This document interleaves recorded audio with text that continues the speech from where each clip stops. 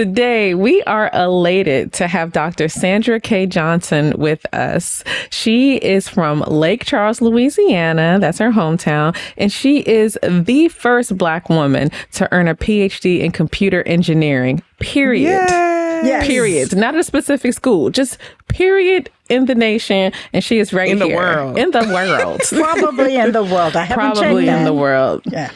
I'd be willing to bet in the Me world. too. She has had a 26-year career at IBM, including serving as the CTO of IBM Central, East, and West Africa, and the CTO of IBM Global Small and Medium Businesses.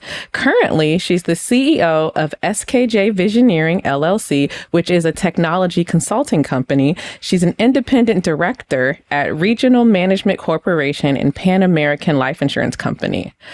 She received a BS in electrical engineering at Southern University, earned her master's in electrical engineering at Stanford University, and went on to earn her PhD in electrical and computer engineering at Rice University. Her background area is in high performance computing, and she's thebomb.com. That's all you need to know. She's an IEEE Fellow. She is a master inventor with over 45 pending and issued patents and over 80 technical publications.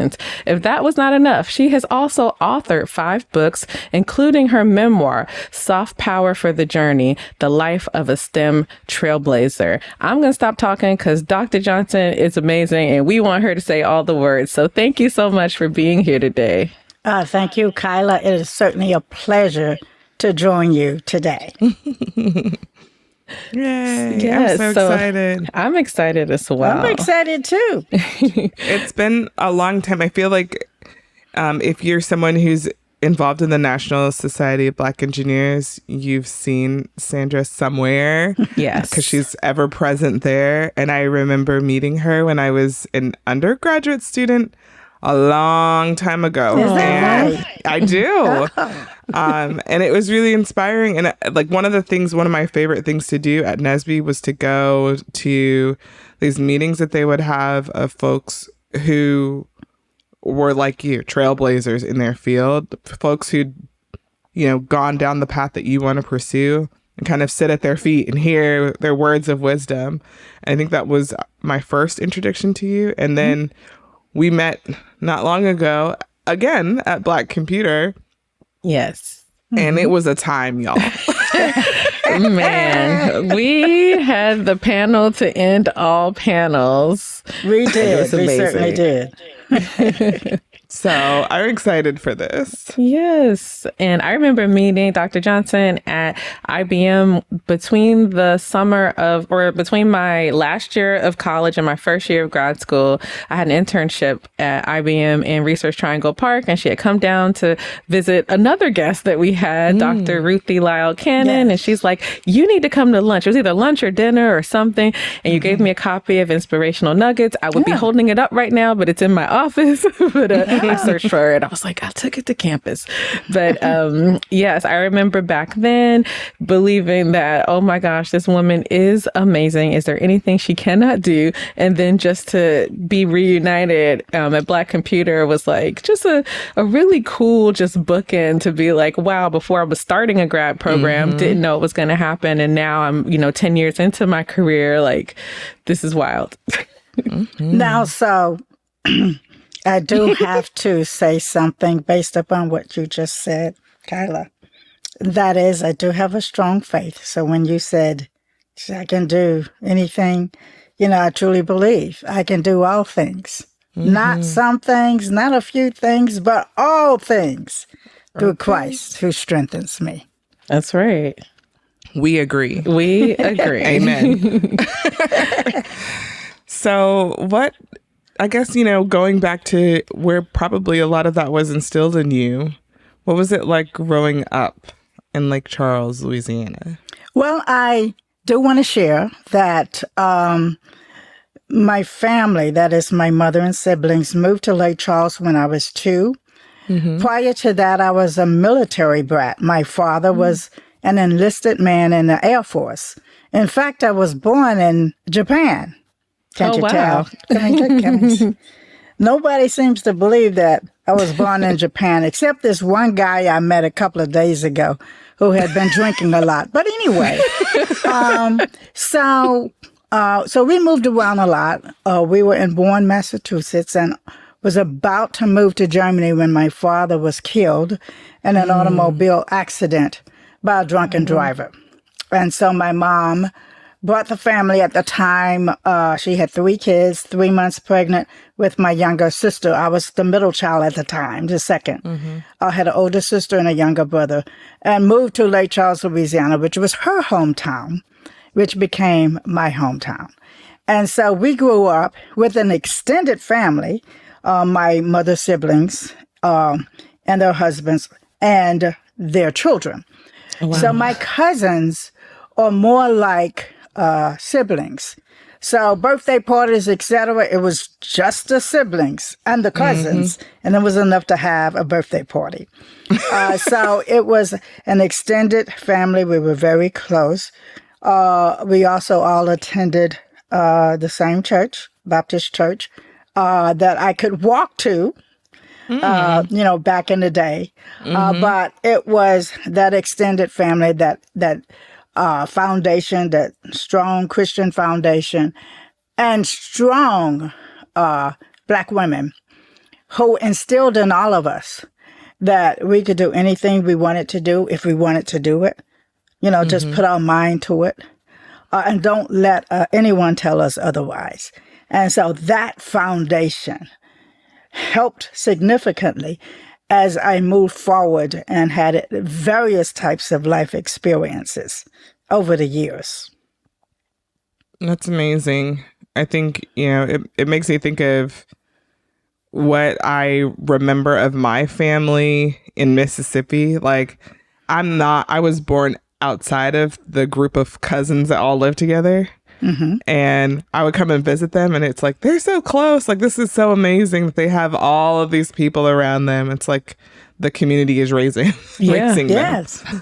Now, and I have to add, I do have a cousin who's a professional comedian, and so I want to support him by sharing. I don't know if you guys have heard of Josh Johnson, but that is my first cousin's son.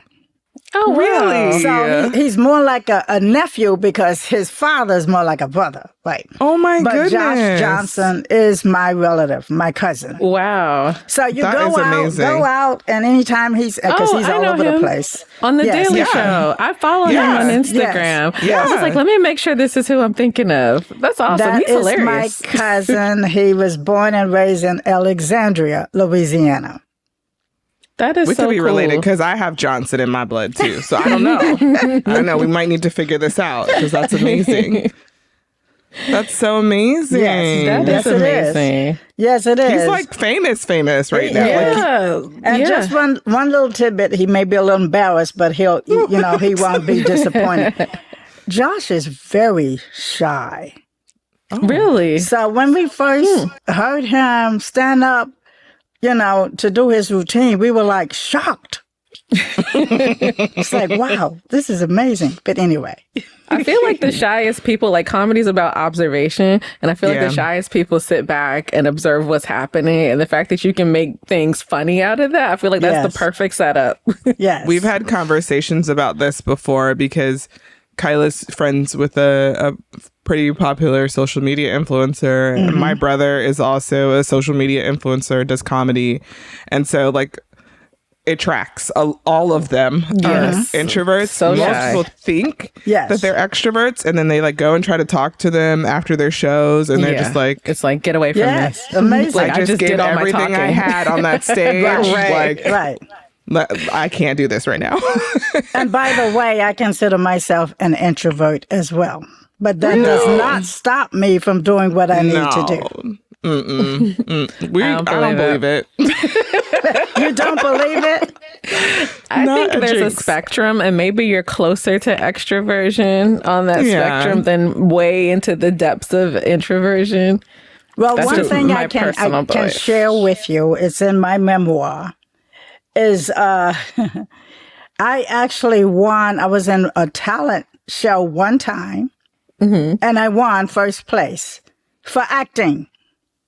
I can believe that. We can see that. Legitimate. So, yes, I'm an introvert, but I have to do what I need to do to make the connections, you know, to that is needed for people to be aware of who I am, the work that I've done, and be recognized for future opportunities. Yeah, you know how to pull it out. Yeah. When you were younger, was it more evident that you were an introvert? Oh, yes. Because it was only when I started, you know, working professionally did I realize I couldn't just be comfortable standing next to a wall, which I was prior to that I was not going to really make significant progress in my career doing that. So that's when I started, you know, what were the words you used? Pulling it out. Yeah. Because I knew I had to do that in order to. We cannot assume that it's just enough to do well, no matter what you do, right? Right. You have to have. There's a fine art of tooting your own horn, right? And so you have to know how to do that. In addition to having mentors and sponsors to help you, because that is just as important, if not more so, for your future success.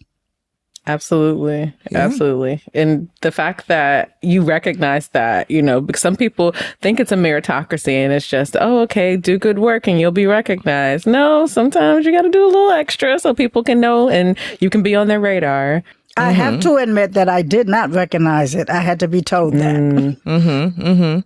But you also listened. Yeah, absolutely. That's very important, right? Listening and taking heed, particularly if it comes from someone who's been down that road before and is sharing words of wisdom.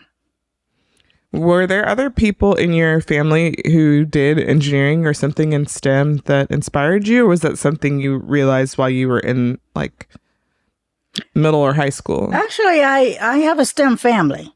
Really? Yes. But most of us, you know, came up around the same time. I have two older cousins. One was in physics. One was in microbiology. But they were in science. I was interested in engineering. I actually attended an engineering summer institute the summer prior to my senior year in high school. It was for high school students at Southern University in Baton Rouge, Louisiana. And I applied because I was not really interested in learning how to drive a train, which was the only type of engineer I was familiar with. But I was very much interested in getting away from home for the summer, staying in a dorm, so I didn't have to wash dishes or do other chores. So that's why I applied. So that's what got accepted. You, the freedom. Yes. No chores. And so it's when I attended that program, I learned about electrical, mechanical, and civil engineering, fell in love with electrical engineering, and that's when I knew this is something I was born to do. But at the same time, my extended family also considered Southern University to be the family university. Oh, so my two cousins, the ones that majored in the science disciplines, they went to Southern. I had two cousins who started the same time I did at Southern. One in electrical engineering, my brother a year behind me, electrical engineering, and then a cousin a year behind him, also in electrical engineering. Nice. And then another cousin, 2 years behind the first cousin I mentioned. He was the odd man out, a mechanical engineering major. All these engineers. So family of engineers, a family of STEM folks. And now, even with the new generation, I have a niece, my sister's daughter, who's a veterinarian. That is amazing. Yes. That is unheard of. So when it comes to, I know people have started calling it like imposter syndrome and things like that. It didn't have a name back then, but you had no room for it because you were seeing all of these people who, you know, not just look like you, but came from where you came from in your family doing it. And that's amazing. And by the way, Southern, I just have to mention, is HBCU, and even my niece now, she went to Tuskegee for vet school, right? Another HBCU. I was going to ask that. Yes. Yeah, it was Tuskegee that let me know I did not need to be a veterinarian. Wow. I went to a summer camp and I was like, no, this isn't it. Yeah. Not doing it. She loves it. I mean, it's just like, we don't know where it came from, but she loves it. It came from y'all. It's just, she's okay with, she's a different tolerance for things. And yes. Like, I just, wasn't going to happen. No, I have a cousin that is married to a vet, and he said he had to deliver a baby cow. And See, that's what I'm talking about. Yeah, I was like, yep, this is where I leave you. That was the line for me. That was where it was drawn. And she loves exotic animals, right? You know, I've seen pictures of her, snakes and lizards and, treating them. And I'm like, oh. Nope. I'm itching as you're saying this. And she's holding them in front of the camera and she's smiling. And I'm like, God bless you. I can hold it. I'm just not trying to inject anything into anybody, bodily fluids, none of that. No, thank you. No, I just can't handle it. Yes. I was also going to say, Kyla, people of a certain age, imposter syndrome was not allowed. You're right about that. It is. You're going to do this and you can. Like, I just can't imagine my mom, for example, having imposter syndrome. Right. That's a good point. That's a good point. I can share a couple of things with you relating to that. So I shared with you the strong extended family who just poured into us that we could do anything. And then at Southern University, the HBCU, it was a similar type of thing. The professors were tough, but we were like family. We supported each other, and we knew and encouraged each other to do well, right? So when I left that environment, it had been 21 years of, quote, indoctrination, unquote. So when I went into the rest of the world and was faced with all kinds of people who told me you're in the wrong place, you don't belong here, it was like, you don't know what you're talking about. Right. I know Sandra K. Johnson, Gloria Dean Johnson's daughter, belongs here. That's right. And before I leave this place, I will make a believer out of you. And I did. I did. Many times I did. And then the second thing is, just a couple of days ago, someone asked me the question about, what was it like, in a career surrounded by so many men? And I said, well, I like men. That's what you said on the panel. Problem. Right. It was just like, oh, this is great. Those girls were cracking up. Yes. There's also the saying, the odds are good, but the goods are odd. So, you have to, the numbers are there, but you might have to sift through a few, But again, it's how you look at a situation, right? That's absolutely right. That's absolutely right. So you were at Southern, living your best HBCU life, and then Stanford just came knocking. Like, what was that decision to go to Stanford like? Like, were you thinking about grad school? Did you do research in undergrad that made you want to do that? Like, how was that? How was the Ph.D. on your radar, or the master's actually on your radar? And then why Stanford? Initially, it was not on my radar. When I was an undergraduate in college, there was a man by the name of Howard Adams, who was part of the National Consortium for Graduate Degrees for Minorities in Engineering Incorporated. And he came to campus at least once a year, trying to encourage all of us to go to grad school. And by the way, he's still around. And so I listened, and I was like, well, maybe. But I took the material that he presented and I put it away in my closet at home. And when I was a junior in college and I began to think about, okay, Sandra, what are you going to do next once you graduate?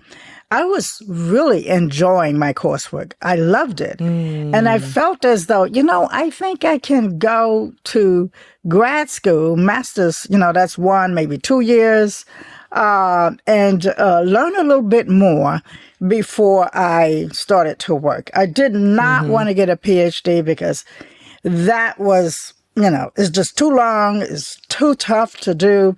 And I was concerned that maybe I might get hit by a truck before I actually start, working. And so I felt that a master's degree was a healthy compromise. And so I applied for GEM, was accepted. And the end of my junior year, the summer before my senior year, I worked as a GEM Fellow. Then when I was a senior and I started applying for grad school, and I started looking at the costs associated with not only grad school, but how was I going to live, I came to the conclusion that the GEM Fellowship did not pay enough money for me to live well without getting a loan, right, or some other type of student aid. And I did not want to do that. One thing that I was keenly aware of is that for engineering majors, it's possible to go get funding somewhere that was like a fellowship, maybe additional fellowship, et cetera. So it was interesting. My senior year in high school, the end of the first semester, I was home for the Christmas break, cleaning out my closet, and I happened to find a box in the corner of the closet at the bottom of stuff that had applications for Bell Labs fellowship programs. Oh, wow. So I looked through those and I said, oh, yeah, I had almost forgotten about it. And I discovered that they paid more money in terms of living expenses. I mean, living. And so I said, I will apply for this. And then if I'm accepted into this fellowship, then I'll drop out of the GEM program. At the time, GEM was just a master's degree program, whereas these Bell Labs fellowship programs were Ph.D. Programs. So I applied for those. My plan was to, if I was offered the fellowship, to accept, go to grad school, drop out after I get my master's degree. So I did get accepted to the Bell Labs. I think it was the Cooperative Research Fellowship Program, or CRFP. And so I accepted that fellowship, went on to Stanford University. And my first year there, I ran into this professor emeritus, William Shockley, who was a Nobel Prize winner in physics, the co-inventor of the transistor. So he was an emeritus professor in electrical engineering at Stanford. But what he also did in his spare time was to, as a hobby, conduct research that he felt quantified that blacks were inferior to whites. And once I learned this, I was like, well, is that so? Well, I'll show you. And that is how I decided to stay in that fellowship program and stay to get a PhD. Wow. So it was almost like, being a feather in the wind sort of thing. Oh, I just happened to find the application at the right time. I happened to run into William Shockley. I look back over it now and think that was ordered steps. That's right. Yeah, absolutely. I'm just shocked that he thought he had quantified inferiority. Like, that's why. And the fact that he's doing this research at a university where the people who he claims are inferior also attends, like, that, wild. That's bananas to me. Oh, it is. And he was adamant about it, by the way. Yeah, he was going around the world sharing his viewpoints on the, and it was like a group of them, right, who were working together on those projects. I just thinking out loud about my experience and talking with Kyla too about hers, and we've interviewed so many of us, so many Black women about their experiences, and I really feel like we are very motivated to be stubborn in the face of foolishness. Like, y'all aren't going to intimidate me out of this program. I don't know what you think is going to happen. Like, I will stay here out of spite. Right. My family calls it being contrary. So it's like, oh, this person's always contrary, always contrary. Like that foolishness is my fuel. Like say that I cannot do something. Oh, absolutely. It's on. Absolutely. Yeah. And that happened to me several times. Yes. Throughout my graduate school career and also my professional career. But was it difficult for you, like not being at a university where you were affirmed and had family and being far away from family? Like, how was that transition? I was far away from an HBCU. I was away from family, but I had a family of Black STEM graduate students. And we supported each other morally. Most of us were in different fields of endeavor, even for those of us who were in electrical engineering, different areas of electrical engineering, so that we could not help each other academically. But you can never underestimate the power of positive support, right? So even in the environments that I look back over it now, for example, at Stanford, it was really a hostile environment. I did not consider it hostile at that time. But looking back over it, it was. But in spite of being immersed in such an environment, the fact that it had, 10, 15 good, close friends who were experiencing similar things, and we supported each other. And that really helped quite a bit. And for me, in addition to that, I had classmates. Many of them from foreign countries who were experiencing similar things. And so we got together to work on problem sets, etc. Many of them were the smartest classmates in the class. So that worked out well for me. It really did work out well. And I'll share with you another example. I recall, at Southern, everyone's supportive. No one really bragged about how smart they were. I went to Stanford and everyone had the biggest ego. And they're this and they're that. And I know this and I know that. And I'm like, well, how am I going to, perform with all of these people who know all of these things, right?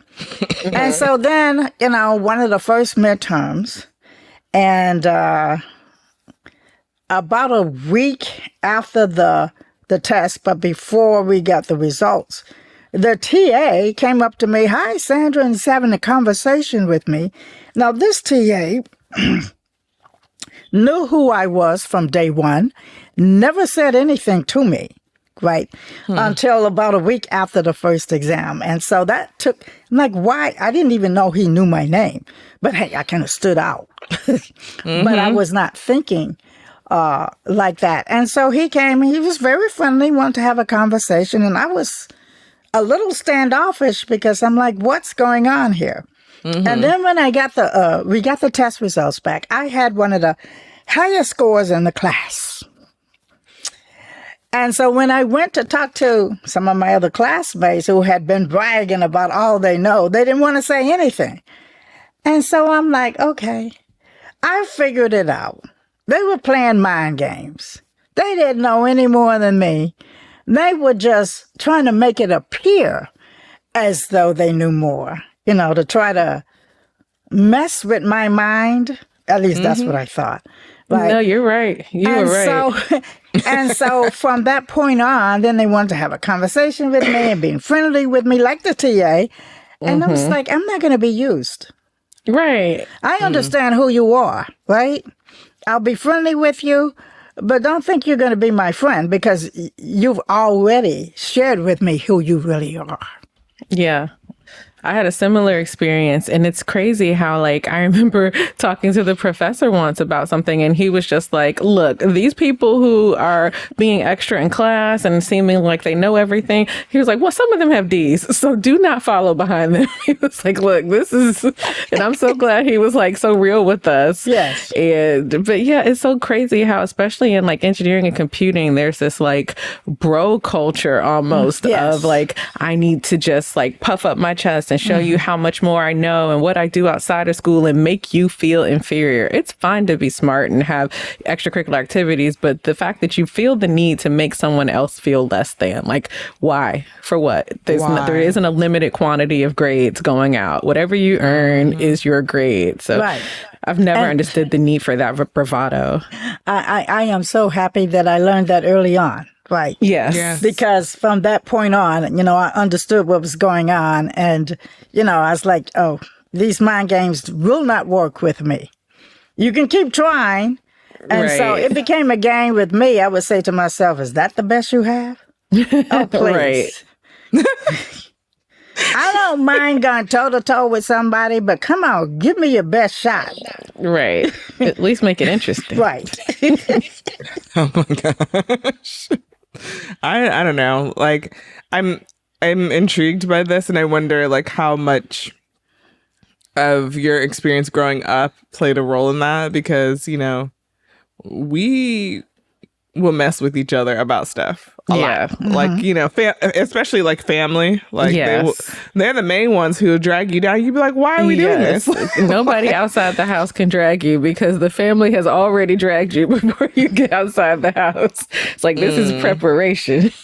Well, it was like I knew they were not family. Remember? My family were my fellow graduate students in STEM who looked like us. Mm-hmm. And so I understood the difference. Even with the TA, I was I had to be a little friendly with him, right? But I was cordial, and friendly, but I understood what they were all about. They showed me their true colors, before I really understood what was happening, what was going on.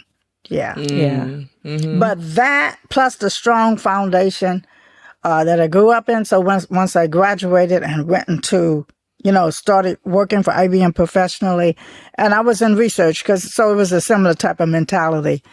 At that point, I'd gone toe to toe to a few people, with a few people. So I understood what the situation was. Yeah. Mm-hmm. And it was a little easier as a result of that. No, I'm not saying it was easy. It was just a little easier. Yeah. But there are people who don't last in their programs and they leave because of that toxicity, because it does make a toxic environment. So if you don't have that within you already, you could be a perfectly capable person that just leaves the discipline because of just the environment and nothing to even do with your actual ability. Yeah, it's competition. Like, it's very much a dog-eat-dog world. And it still is. Like, there are still faculty to this day who will be like, look to your left, look to your right. What if you won't be here at the end? It's like, why do we want tenure? Yeah, like, why do we want to do that? How does that help anybody? Right. It makes everybody's life stressful. Like, why? And for what?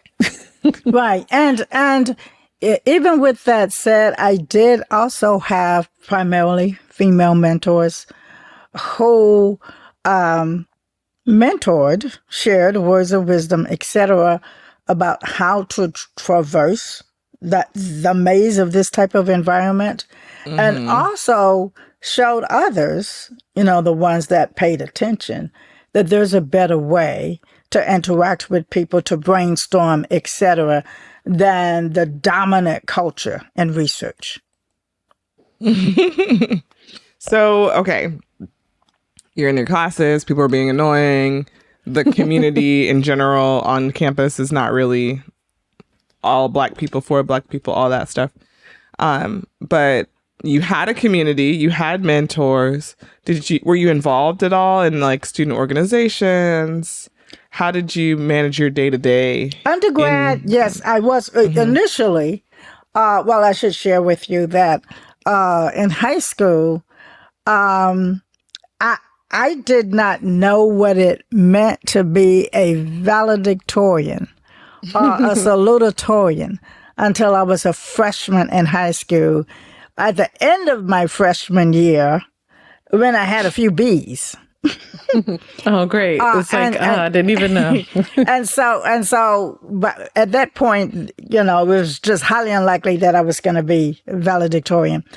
And so in college, I said, okay, I'm going to make up for it in college, get the best, learn as much as possible. So that was my focus.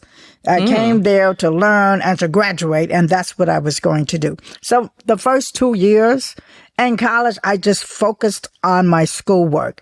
And then after about a couple of years, I said, I think I have enough time to still do well and participate in extracurricular activities. So then I became involved in Institute of Electrical and Electronics Engineers, IEEE. Eventually became the president of the student chapter. Wow. I pledged. I'm a Delta.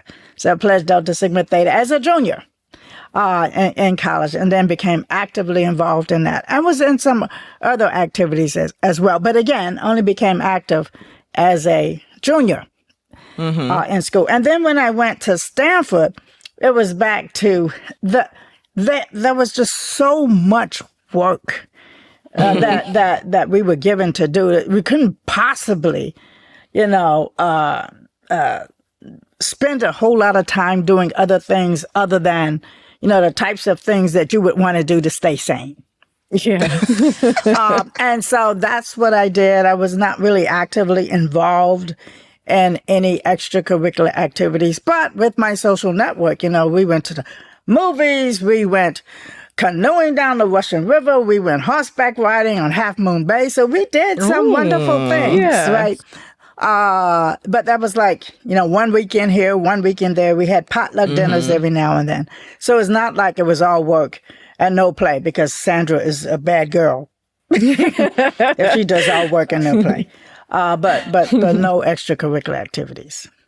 Okay. I'm glad that the introvert found community, because I definitely saw during my time at Michigan, Jeremy and I were like you, where we seek out community in places where there aren't many of us, and often leading that community. And there were people who just were like, oh, I can't do anything. I'm going to be off to the side. And then you look around and they're not there a few years later, because, it is, we're not saying everybody has to be an extrovert, but at least connect to someone, so someone knows what's going on with you. And I don't think we can hammer that into people's brains enough. And that's in anything, not even just school. You need community. Actually, I had a girlfriend she was a year ahead of me at Stanford, and she also went to Southern University too, graduated the year before me.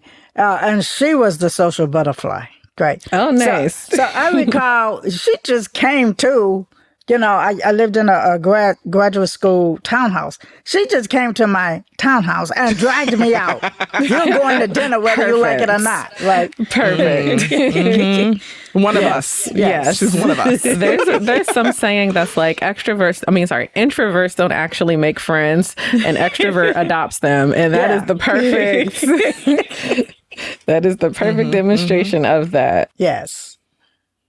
So then after Stanford, you earned your master's, and then you decided Rice University. Yes. So was there ever a conversation to stay at Stanford for your PhD? What made you want to go to a different university? I think for me, the PhD qualifying exam at Stanford at the time was all oral. It was you and a professor. There were some requirements that you had to meet in order to take it. And you, I think, had maybe 2 or 3 times, and then you had to leave if you didn't pass.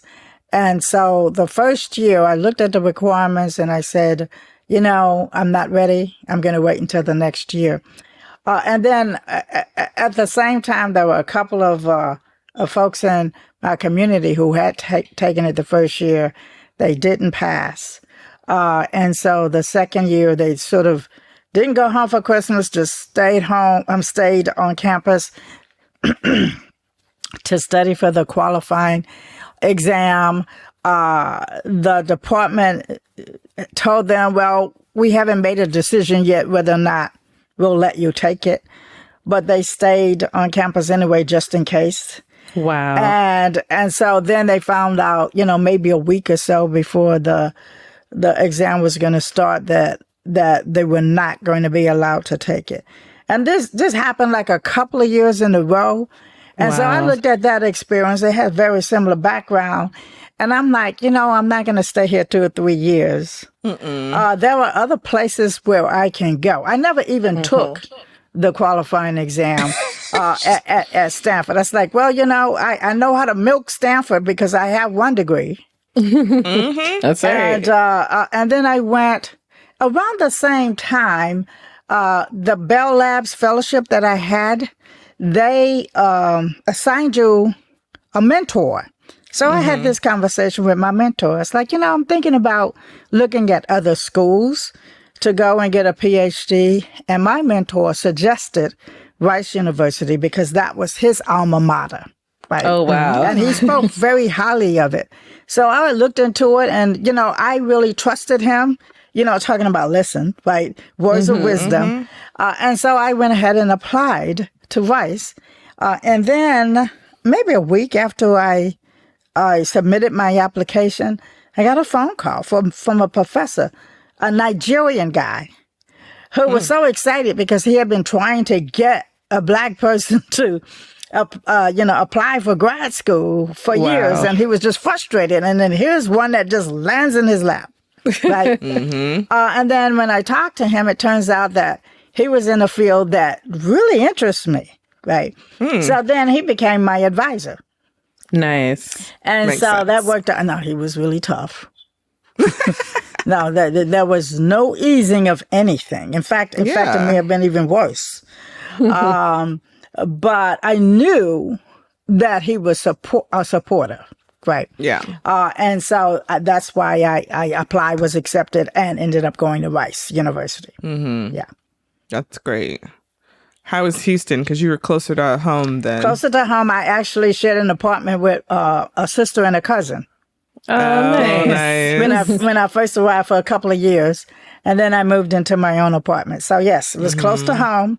In fact, my family, for my thesis defense, they came to my thesis defense, and they all sat in the back of the room. So when all of my fellow students and the professors came in, they were just like, had this shocked look on his face when they saw my family seated in the back.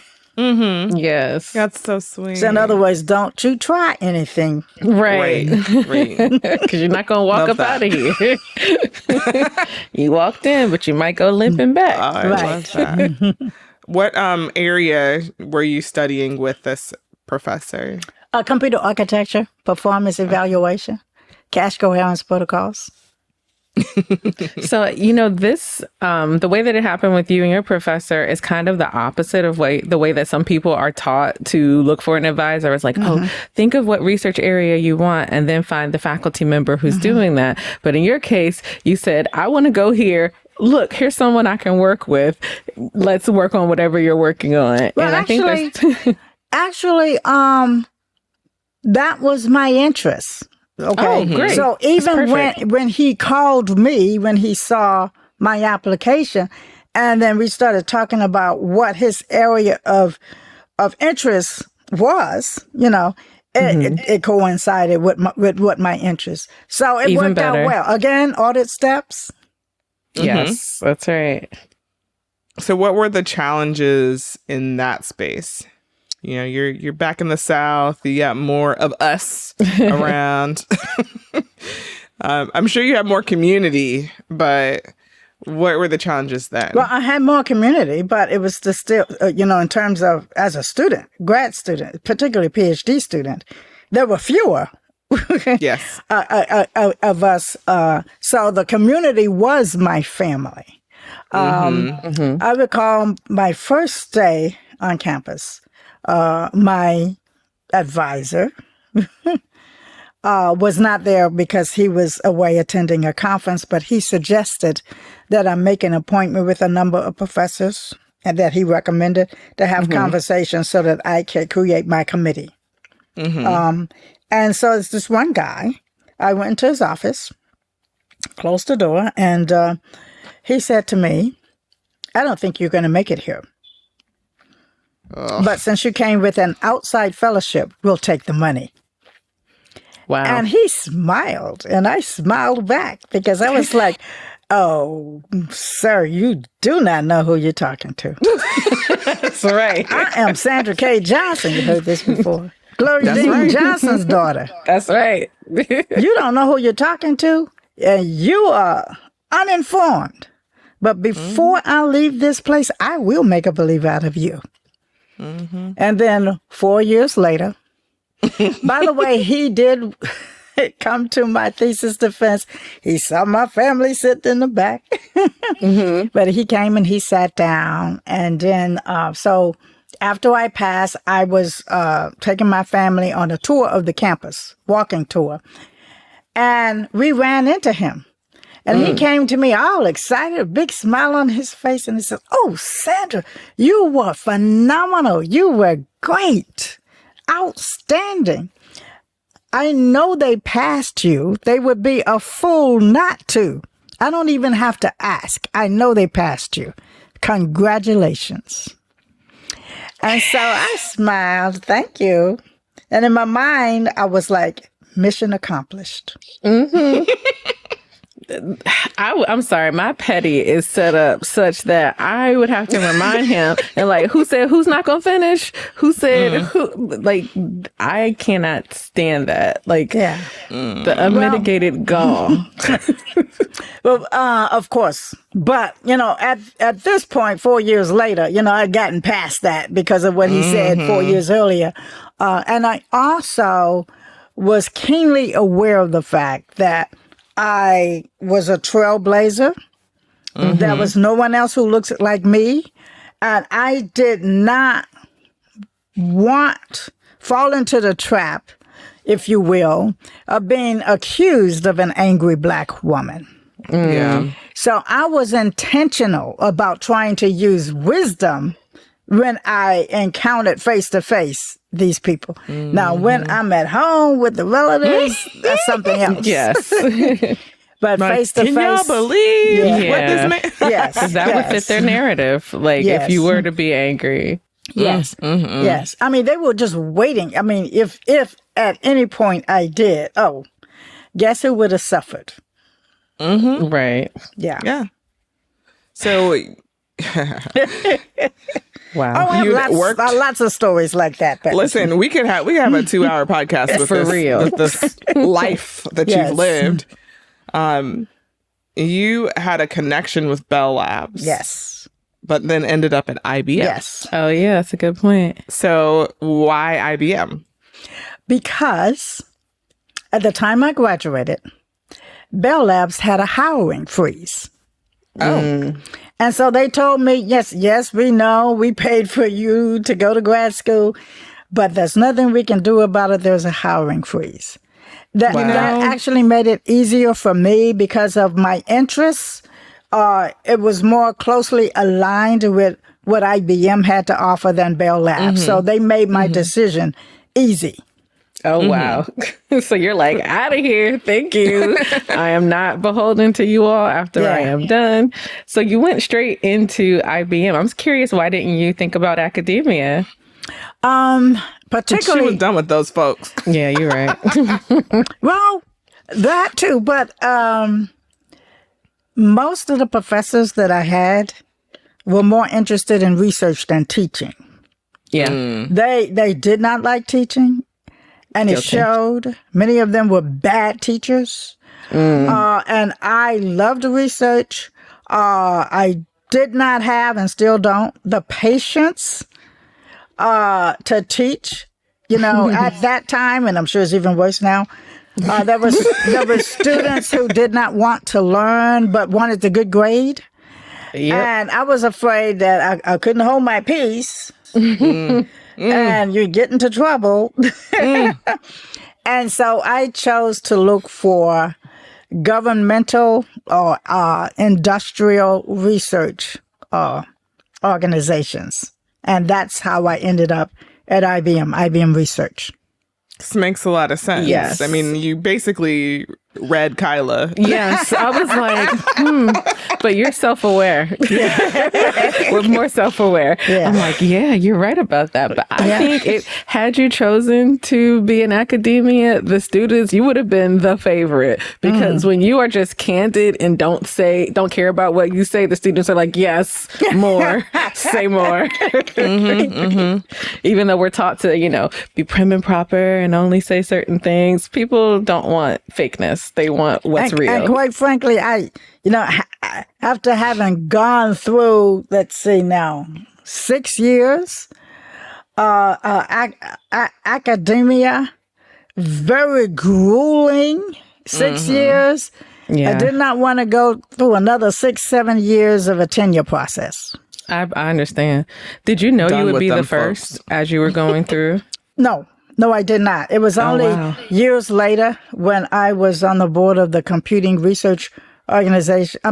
Computing Research Association.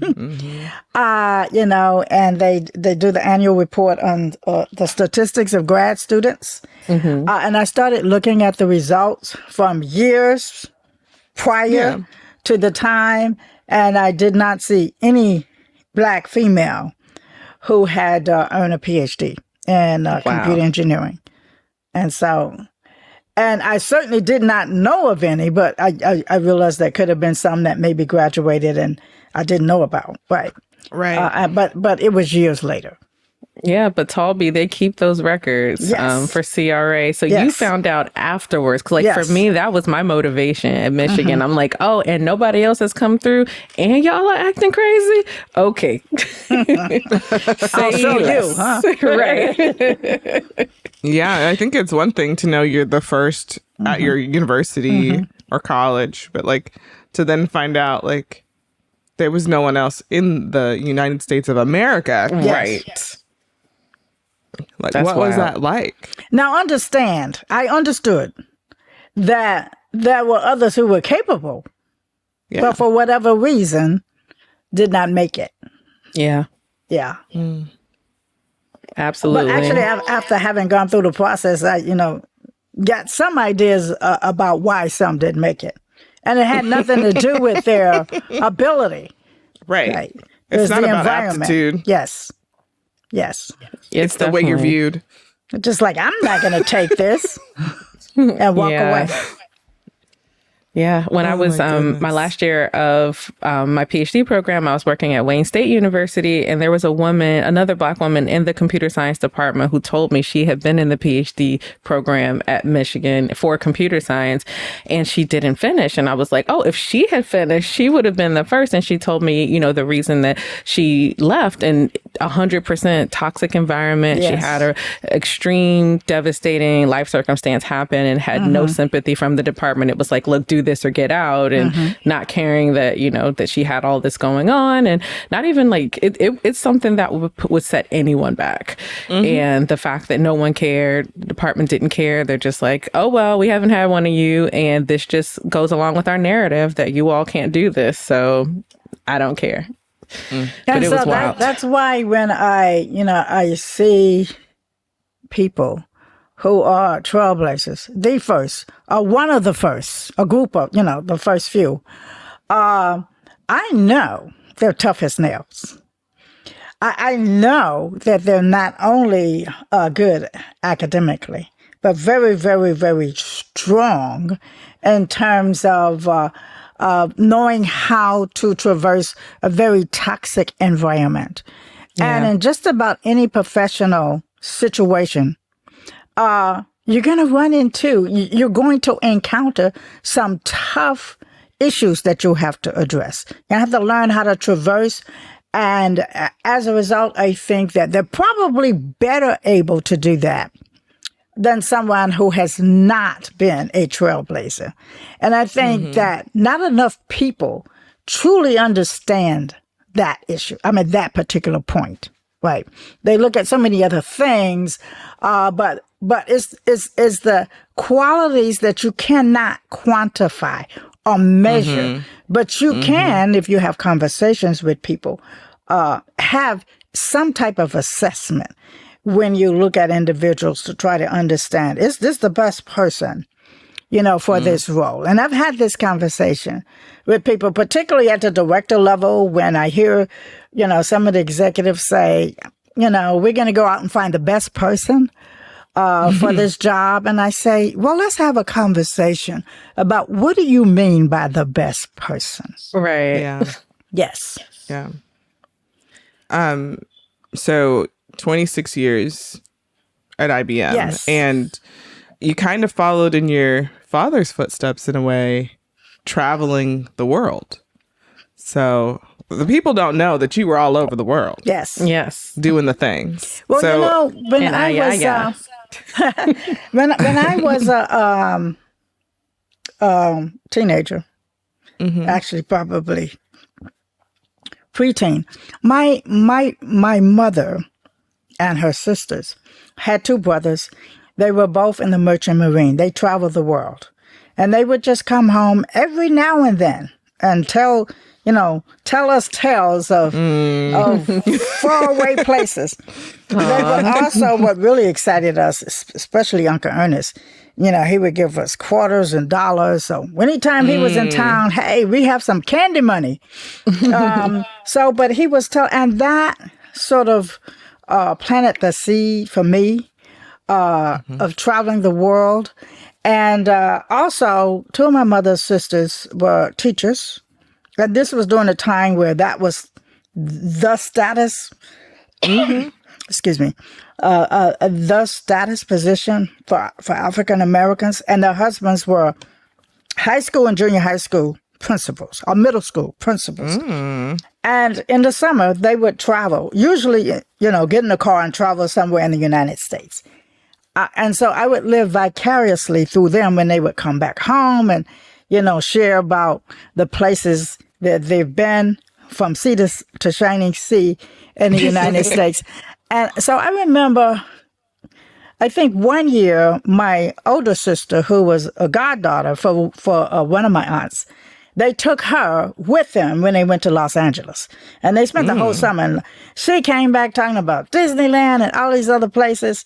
And I remember standing in the backyard, my mom's house, of our house, looking up at the stars, and I would say, one day, I would go to all of these places. And for me, I dreamed of traveling around the United States.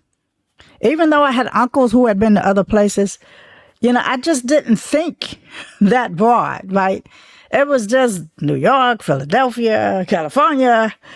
And so when I first started working at IBM, and within 6 months, had an opportunity to present a paper in Crete, Greece. Ooh, man. I've been there. I was so excited. Yes.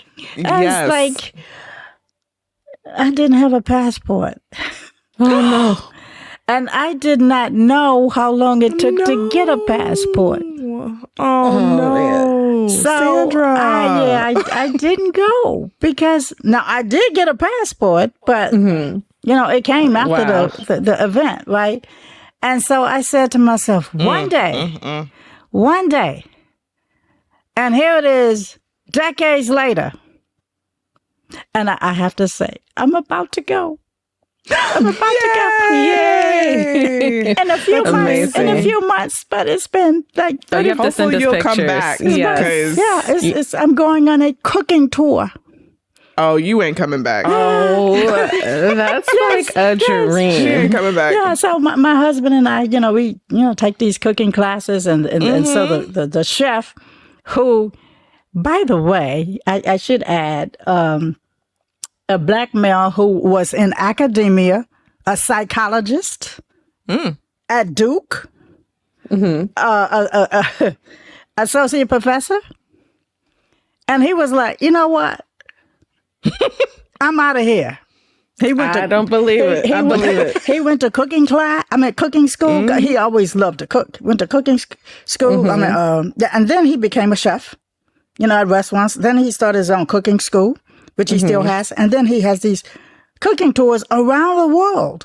Right? That is And wild. so- I'm gonna need the details of that offline. I- Right. Tell us will- about Appreciate that that. offline. I will, and just to connect the dots, if you will. Just about a year ago, he says to me, Sandra, when are you going to go with us on one of our cooking tours?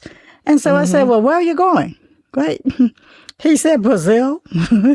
He said Wow. Japan. And then he said Greece. I said, okay, I'm going to Greece. I said, that's it. That's it. Finally. Yeah. Yes. But anyway, but it was through working in research. There are conferences all over the world. Right. So that's how I ended up in Hong Kong and Japan and, all over Europe, all over Africa, the Middle East, Cancun, Mexico. Everywhere. Other places. Everywhere. So yes, that's I every conference I always stayed a few extra days, to make a vacation. That's out of work-life this. balance. Absolutely. And it's also very cost effective. That too, because you're already there. You don't have to Yes. spend an extra plane ticket. Yes. You need a couple Yes. of days. Yes. Yes. Do you like to do on the front end or the back? Oh, you The said back stay a end. few extra days. Yeah, Yeah, definitely the the back back end. end. Yes. Yeah. Yes. That's amazing. Yeah, my mom made me go. That's a whole other story for another day, though. That's amazing. Yes. It's been wonderful. And it has been far beyond anything that I could have thought about or imagined. And I'm still going. I just told you, Yeah. about to go to Greece. Last year went to Australia and New Zealand. That was all vacation, by the way, Oh, for a That's month. amazing. a month. Well, you can't Okay. go all the way there and stay, just a few days. It Yeah. takes you I feel like you need at least a week. 30, 36 More hours to than get that. there. Yeah. Yeah. So, a month. At least a week. Yeah. Yeah. I would like 2. Yes. Well, there are lots of conferences in Australia There these are. days. There are. I might be going in December. We'll see. Yes. And that's how I got there. And I did a 24-hour layover in New Zealand and got to layover in New Zealand and got to see the Lord of the Rings stuff and I go did that, around yes. and eat and all this is for the free. So that's why we're always trying to encourage people to get PhDs because you go to conferences, you do research, you travel places you never thought you'd travel before. Absolutely. And so I'm curious about your time at IBM and Yes. was any of that similar to what you had experienced in graduate school? Did you find yourself having to make or seek community there? Was there any difference and how did you react to that? Well, it was research. Research culture is research culture. Whether it's academia, government, or industrial. Right. And so I worked for IBM for 8 years before I fully understood what working in corporate America was all about. Because, I was heads down working, enjoying the work, etc. And so things that should have been happening for me because of the work that I was doing was not. So how did I find out? Well, there was a time, around 8 years, 9 years, and where IBM got a new CEO, and he opened the door to have employee affinity groups. And so as soon as that door was opened, many of the Black executives at the time, what they did is they searched databases looking for high potential folks, certain bands. Well, that was what they called it at IBM. A certain level, like maybe 1 or 2 levels below executive, that they finding employees at this level that they can mentor. And I did not know this until years later, but for me, it was like out of the blue one day, I received an email to go to a conference, Women of Color in Technology Conference. And of course, I went through the proper approvals, went to this conference, and my first day there, I remember I went inside the ballroom where the conference was was held looking for the IBM table, not realizing that I was standing right next to it. So I was looking everywhere but that place. And there was a woman sitting there. She saw me. She saw my name tag. And she reached for my wrist. She said, "Oh, Sandra." And she patted on the empty chair right next to me. So I sat down. She never introduced herself. And she said to me, "I want to talk to you about becoming an IBM executive." That was her first words to me. And I'm like, the IBM executives that I knew worked all the time. And I was not interested in working all the time. I said work-life balance, right? So I said, "Well, thank you very much. I appreciate it, but I'm not interested." And she said, "Uh-huh." What I did not know was, because she didn't introduce herself, like I said, is that she was the first Black woman vice president at IBM. Wow. And she's not the type of person to take no for an answer. So she said, "Well, do you mind if I, stay in contact with you? We, talk from time to time." And she was based in Armonk, New York. I was in Hawthorne at the time, just 15 minutes apart by car. And so there was a time a few months later when she called me. At the time, I was president of my local chapter, Delta Sigma Theta sorority, and those women were trying to give me a run for the money. And she called me at a time where I was just... And she picked it up on the phone. And so, she said, "So what's going on?" And I said to her, "I'm a Delta, my chapter." So she asked me the question. She said, "So you're a Delta?" I said, "Yes." "How many women are in you're the president?" "Yes." "How many women are in your chapter?" I said, "Oh, about 125, 130. So she says, "Anybody who manages 130 strong, Black women, highly opinionated Black women can be an IBM exec. In fact, it's easier to be an IBM executive." And that got my attention. Was she right? Yes. She was absolutely right. And only a Black woman could tell me that and I believe it, right? Yeah. And so that she got my attention. We ended up going to a Chinese restaurant in Armonk, away from corporate headquarters, 2 hours. And she would ask me a question, I would answer. She would ask, I would answer. So, for example, she asked me the question, "Are you getting stock options?" I said, "No, they only give stock options to IBM executives." And this is what she did. Wow. And so I'm looking at her and I'm like, was it something I said? She just said, "Ask your manager." And then she would go to the next question and the next question, right? So after about 2 hours, we went back to my office and I went straight to my manager and I asked him the question about stock options. And he said, "We only give it to IBM execs." I said, "Well, could you please look into it for me? Because now I'm informed." And 2 weeks later, I got stock options. Wow. And so at that point, that was like an eye-opener, right? And other things that she had asked me about. And I'm like, oh my goodness. And then she started introducing me to other executives. And every single one I spoke to, after 30 minutes with me, they would be mad and upset. Not with me, but with IBM, because IBM was not doing right by me. In fact, one of them said, "If I were you never heard this from me, but if I were you, I would check on my market capabilities." So I said, Got a good point. And so anyway, thus that was the beginning of my journey of understanding how corporate America works. And I learned well, and I learned how to work the system. I mean, but it's a meritocracy. It is. Of course it is. Right. We're all doing air quotes for people who are just listening. Yes, yeah, air quotes. Yeah. Wink, wink.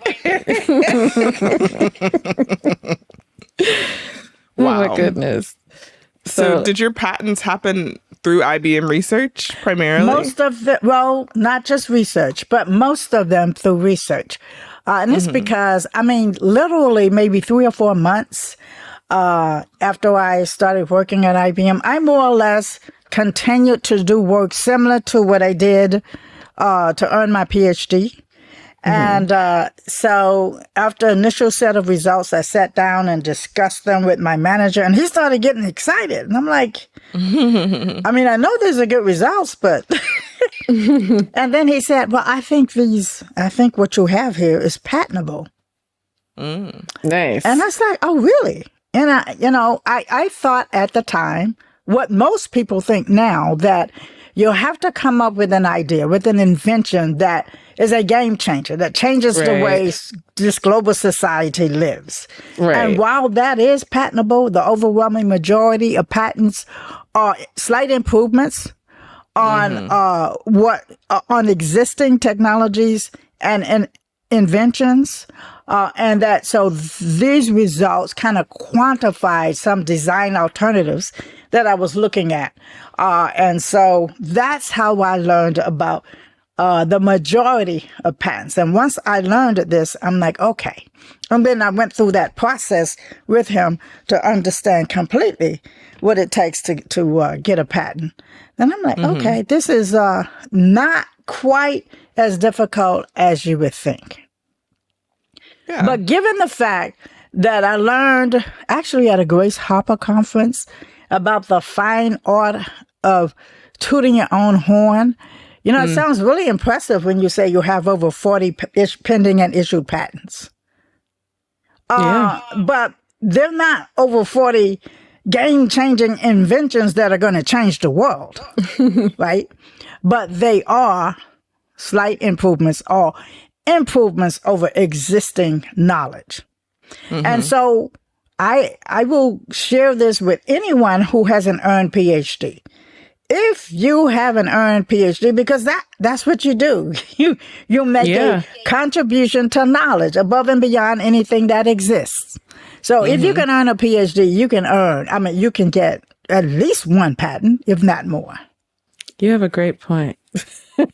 Interesting. Yeah, I'm just planting the seeds. Yeah, no, you just made me think about a project we have been developing, and I'm like, yeah, you're right. We need to. I broke up with my stuff that needs to be patented. I'm done with that. We broke up. Oh, you broke up? I don't talk to her no more. Oh yeah, had to go.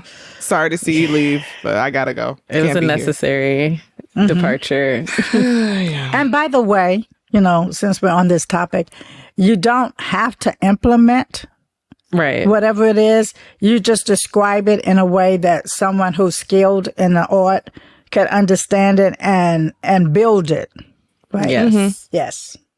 Yeah. And I got to do some expert witness stuff, and the way patents are written, it's like a certain art to writing it where you're not so specific that you hone yourself to just one thing. You it's like, okay, this is all manner of things that can do this thing. Right. So it's a very interesting skill, not something that I want to do for a living, but it is very interesting to observe and see the art of writing them. And the reason why is because it becomes a broader patent. Yes. And therefore it becomes more valuable when it comes to licensing, etc. Or suing someone because you think that they stepped on your patent. Because if you say, I am patenting things that fasten things together, I didn't say a snap, a clasp, a paper clip, a staple. So if you do any of those things, you have now stepped in my territory. And I'm like, wow, this is serious. It's a hustle. It really is a hustle. It is. It really is. I don't have the space or time. My brain is... Yeah, my brain doesn't work that way. It can for limited periods of time, but my brain does not work that way. I don't remember how many times I had to Google all the different terms and just okay, remember patent, not... but understand, you don't have to write it Someone else can write it. You get a patent attorney or a patent broker to write it up. Now, I That's do want to true. share this. They can be very expensive. However, there was a time, I don't know what the situation is now, so look it up, but there was a time when some companies partnered with university IP, law departments, and patent law firms to provide pro bono services for underrepresented people. That includes women and people of color to file patent applications. And so many of my post-IBM patents that I filed has been through this program where Nice. the patent fees have been zero for me. That's Yes. great. So I want to share that with those of you who may be listening, who may think you have an idea that may be patentable. There are programs out there that will help you. And I've given you enough information to search on Google to find them. There we go. Perfect. There you go. I was also curious too, like you were also able to publish as you were working at IBM, I guess it is IBM research. So there is a publishing culture there. Yes. So did you feel like it was something that happened outside of your job, or you did it in right lock and step with what you were working on? Oh, it was lock and step. I mean, this truly was research without teaching. Right. So there was no publish or perish. It was just publish. Just publish. Yes. And do cool stuff. Yes. Yes. Yes. Yeah. Yeah. Man. So you transitioned from IBM research into consulting. What was that like? Well, there was there were two companies that I created after I left IBM. One was consulting, and the other one was a fintech startup company, financial technology company. So my last IBM role, I was a chief technology officer for IBM Central, East, and West Africa, based in Nairobi, Kenya.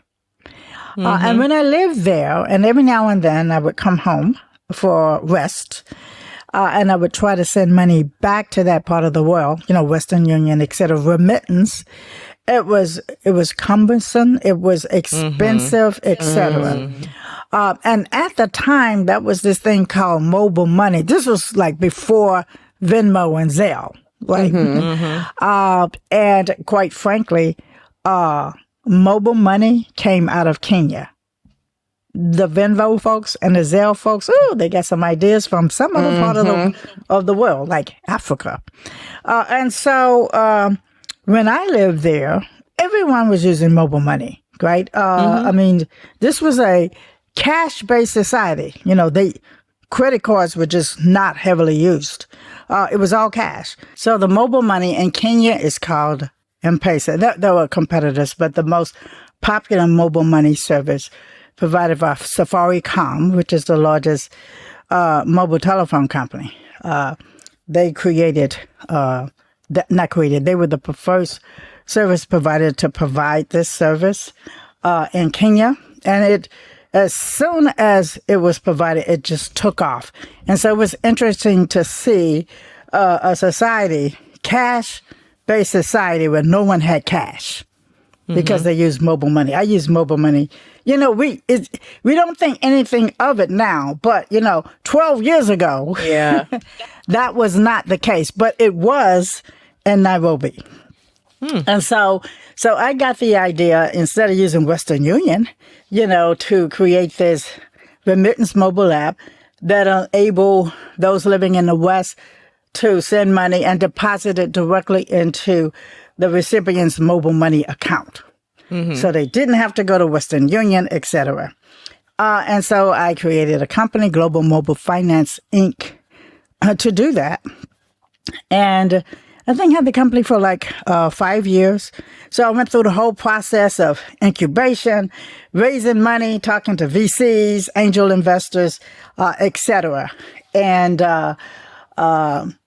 I learned, it was a learning experience through that process. I did raise some funds, but not a whole lot. And this part of the world at the time, no one was really interested in anything relating to Africa. And so it was very challenging and problematic. So I shut it down about a couple of years ago, but I still kept SKJ Visioneering LLC, my technology company. And since that time, I'm becoming more and more, let's just say, passionate about working with people of the African diaspora. I've come to the conclusion that one of the ways in which we as a people can gain significant power and influence is through entrepreneurship, particularly tech entrepreneurship. I look at the tech billionaires now. I travel throughout Africa in my CTO role, and I can assure you there are bright, brilliant people, many of them entrepreneurs with great ideas. And so throughout the African diaspora, I think about the Williams sisters and how they transformed tennis. I think about Tiger Woods and how he transformed golf. I think about Michael Jordan, how he transformed basketball. And similar examples in medicine, for example. So why can't we do the same thing with venture capital? So I become a venture capitalist.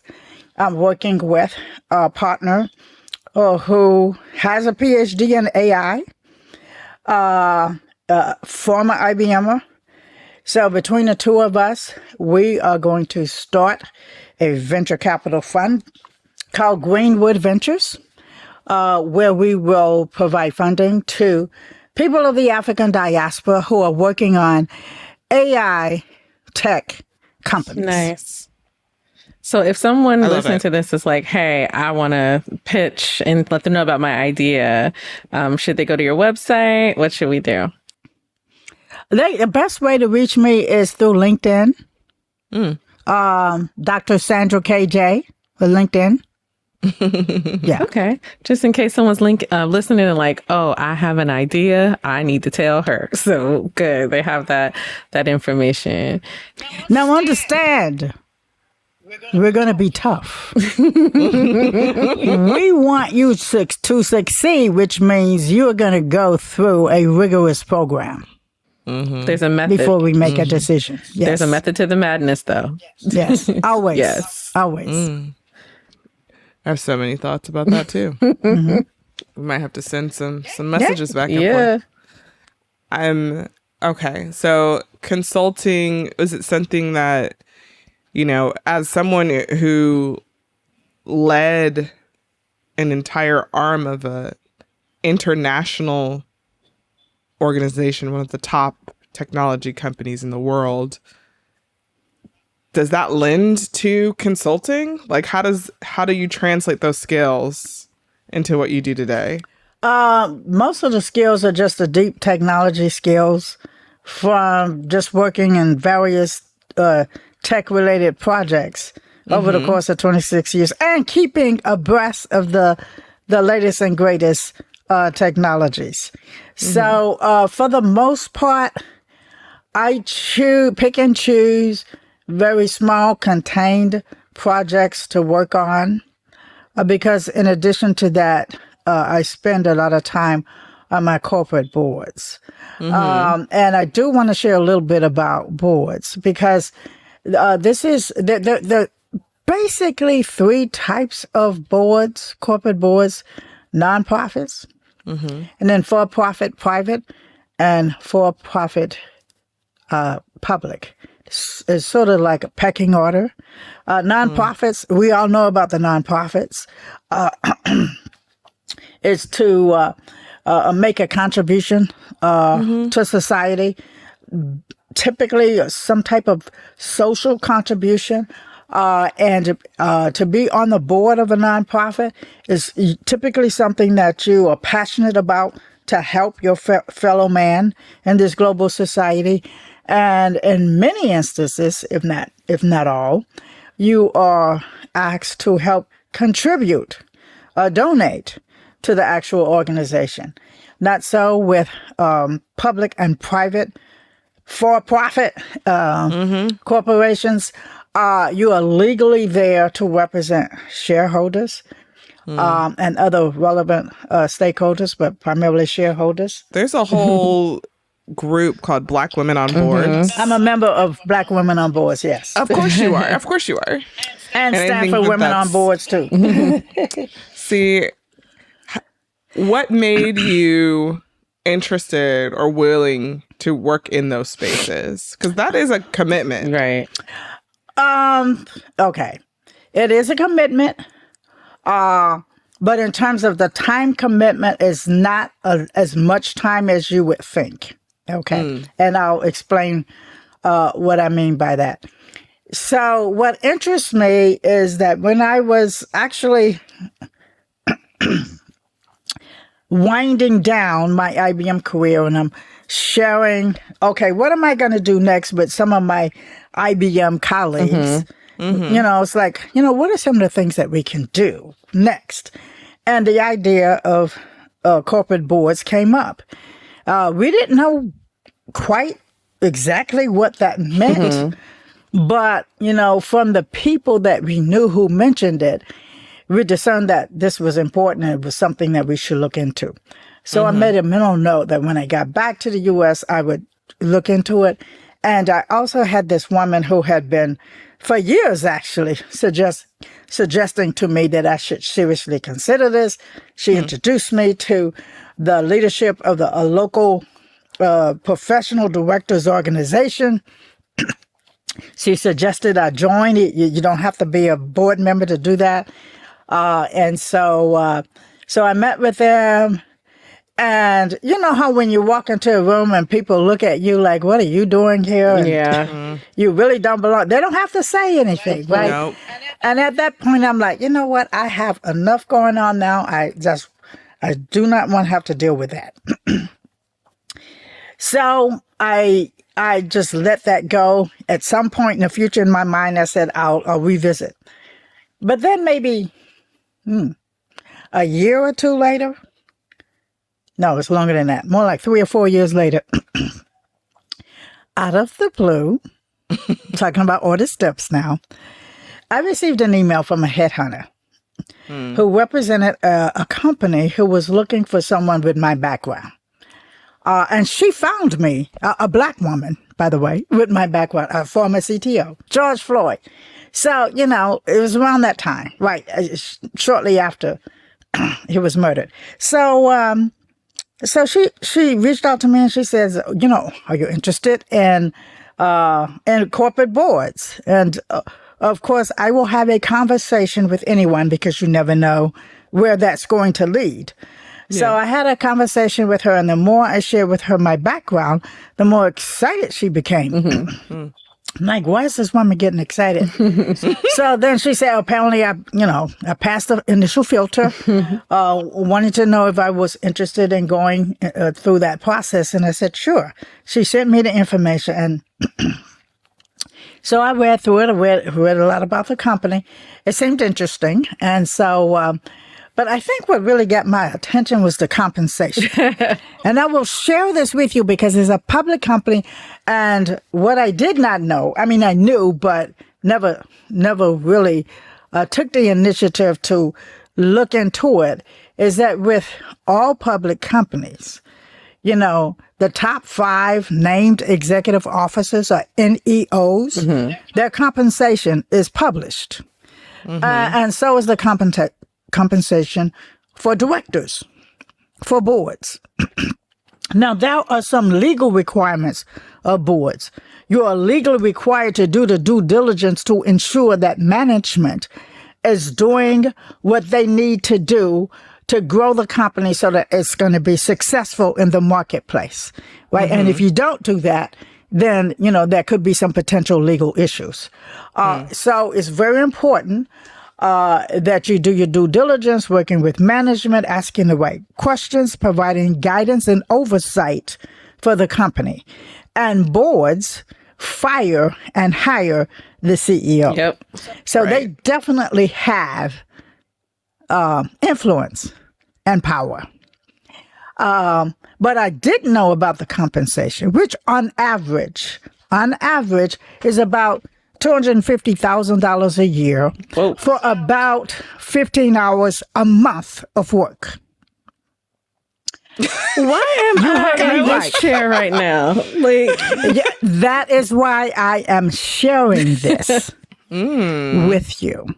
Right. Interesting. And so as I shared this with many of my friends, one friend in particular, I'll share with you, she said, oh, okay, so that's why my friends, who I grew up with in terms of, they worked in the same industry and, were promoted at around the same times. But once they turned 50, and so she's like in her mid 60s, she said once they turned 50, they started retiring.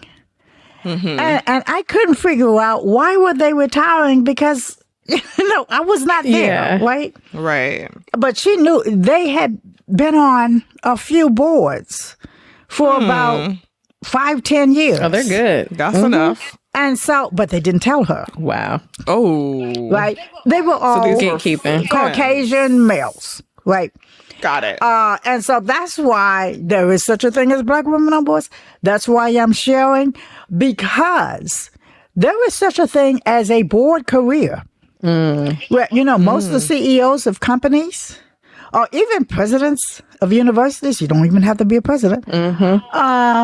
When they retire, they don't go to their rocking chair to rock their days away. They can have board careers. Yep. And so once my eyes were opened and I saw this and I started looking at the former IBM executives that I knew, right? They were all on boards. Then I discovered many of their friends were on the same boards. So they just hanging out. and they're like on 4 or 5 boards, making $1 million a year. Man. For about 2 weeks worth of work a month. Man. That is why I'm taking the time to share it with you. Because this is a method that we as a people can use to generate wealth. That's amazing. And thank you for not gatekeeping, because this seems like something that I never knew about this. When we get off this call, I'm about to talk to you a little bit more about how to get into this, because we need more of us, not even just because it sounds like a great job, but it's like we need representation on boards to look out for the best interests of communities that oftentimes are not represented. And so Black women on boards, I found out about them because once I learned about this, I started getting excited, like I said, and reached out to my friends who I felt were good candidates as well for directorships. And I think I was just scrolling the web one day and I came across a news article, Black women on boards had the opening bell. They rang the opening bell at NASDAQ about 3 years ago, I think. And so I read the article and I saw who the co-founders were, and I just sent them emails saying, look, I've been doing this. I want to join you. And then the next year, we rang the opening bell for the New York Stock Exchange. I was there. Valentine's Day 2023. That's amazing. You're in the picture somewhere? I'm sorry? I said, you're in the picture somewhere? Well, I have some pictures now. I have some pictures. And then this year, 2 years later, in March, we rang Black women on boards, the closing bell at the New York Stock Exchange. Right? One of the co-founders, I will share this with you because it's exciting, is now the president, CFO, I can't remember what it's like 3 positions in one. Oh. Of Salesforce. Whoa. Oh. Look her up. Her name is Just connect us, Sandra. Just connect us. And we'll try to get her on the podcast Robin Washington? to talk about this. Oh, yeah, no. Yes. Robin Washington. Oh, we need to talk to her. Look her up. Right. You should definitely talk to her. She is You heard it here first. An awesome woman. I was going to say something else, but she's an awesome woman. Yeah, she's an awesome one. Now, she may be a little busy now. Yes. But you should get her on the podcast. Yes. It says you should get her. She's been and by the way, do you know Stacy Brown Philpott? We do. Yes. You have to get her on the podcast. She's a former CEO of TaskRabbit. She was the youngest person ever to be on HP's board. And she's still on HP's board. Yeah. And you know her? I do You know should her. get her as well. We are putting it on here. Okay. But before we go, you're telling us all about these other people. We wanted to give you a chance to talk about your books, especially your memoir. So she's like, it's over here somewhere. I know I have. It's in arm's reach. Yeah. It's here. It's here. I know it's here. Okay. It's not here. I packed them all because I have a book signing in Atlanta. Oh, that's right. You did mention that. So I packed it up. I packed them all up because I'm going to sell them all that I have here. But anyway, I have published 5 books, actually. One is on Linux server performance. So for those of you who are interested in Linux performance, you can look it up. I also wrote 2 volumes of Inspirational Nuggets and Inspirational Nuggets 2. That's TOO. And essentially, as I traveled the country and I gave speeches, I would just take excerpts, little nuggets, if you will, from those speeches and put together this little book. And it's just like one page has a 1-sentence nugget. And so, but don't think that, it's an easy read. I'll just flip through that and I'll be done, because the words have power. Yeah, you got to come back they to linger. it. Yeah. Yeah. And so it's just as the name implies, Inspirational Nuggets 1 and 2. I mean, Inspirational Nuggets 2. I also, my brother passed away at the age of 35. He's 15 months younger than me. And when we were cleaning out his things, we found that he was writing his memoir. Oh, wow. But he didn't finish it. I finished it for him. So I published that, Gregory, The Life of a Lupus Warrior. He had lupus. And then my memoir, Soft Power for the Journey, The Life of a STEM Trailblazer. And it has, some of the things that I discussed with you, a whole lot more. Lots of drama and intrigue. I think it would make a great movie with Viola Davis playing Sandra Johnson. I could see I it. could see that. I could definitely see that. Speaking this into the atmosphere. Or Angela Bassett, perhaps. Yes. And then we have Keke Palmer playing you as the young person into Angela Bassett. Because they're the same person, by the way. So, yes, that's true. So, Soft Power for the Journey, The Life of a STEM Trailblazer. You can look it up. It's available at your local bookstore. It's on Amazon. I also have an audiobook version with Sandra, myself, as the narrator. Okay, that is amazing. Do you have a preferred mode for people to buy it? Like, I know some people are like, buy it from the publisher, buy it from Amazon.